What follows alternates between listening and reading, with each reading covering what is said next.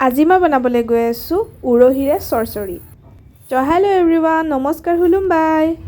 চৰচৰিখিনি বনাবৰ কাৰণে 3 চামুচ সৰিয়হ, 1 চামুচ আফুগুটি, 1 চামুচ জিৰা, কেইটামান জালুক দি এইখিনি তিয়াই ৰাখিলোঁ। আৰু ইফালে মই উৰহীখিনি ধুনীয়াকৈ 2 চাইডে এনেদৰে এৰুৱাই ল'লোঁ আৰু আলু এটা কাটি ল'লোঁ, পৰিষ্কাৰকৈ ধুই ল'লোঁ। মই যিয়ে নবনাওঁ কিয় আলু এটা হ'লেও দিব লাগিবই, কাৰণ হাজবেণ্ডে ভাল পায়। এইখিনি এতিয়া মই পেষ্ট কৰি ল'লোঁ।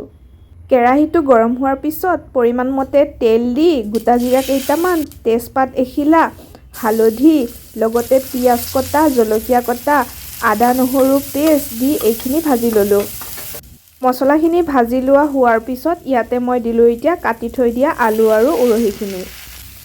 এই বগা উৰহীবিধ যে মোৰ খুবেই প্ৰিয়। আগতে আমাৰ ঘৰত বহুত লাগিছিল মা থাকোঁতে, কিন্তু আজিকালি মাও নাই, উৰহী গছো নাই, আৰু খাবও নাপাওঁ কাৰণ হাজবেণ্ডে খাই বেয়া পায়।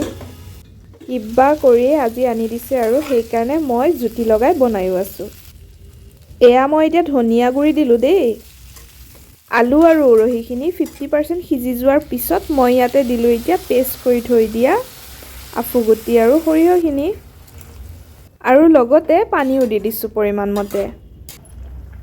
কালাৰৰ বাবে দিলোঁ অকণমান জলকীয়াৰ গুড়ি। 5 মিনিটৰ বাবে ঢাকনি লগাই দিছিলোঁ। এয়া দেখিবলৈ পাইছেনে কি ধুনীয়াকৈ সিজি গৈছে আলু। এতিয়া মই গেছটো কৰি দিলোঁ বন্ধ। এয়া এতিয়া মোৰ উৰহীৰ চৰচৰি হৈ গ'ল ৰেডি।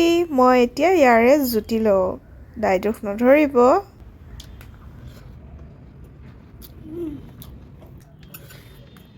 বিৰাটেই বেছি টেষ্টি হৈছে, একদম খাই মন প্ৰাণ খুচ হৈ গ'ল। তো ৰেচিপিটো চাই কেনে পালে জনাবলৈ নাপাহৰিব, আৰু লগতে লাইক আৰু ফ'ল' কৰি দিব। আজিলৈ আহিছোঁ, বাই বাই।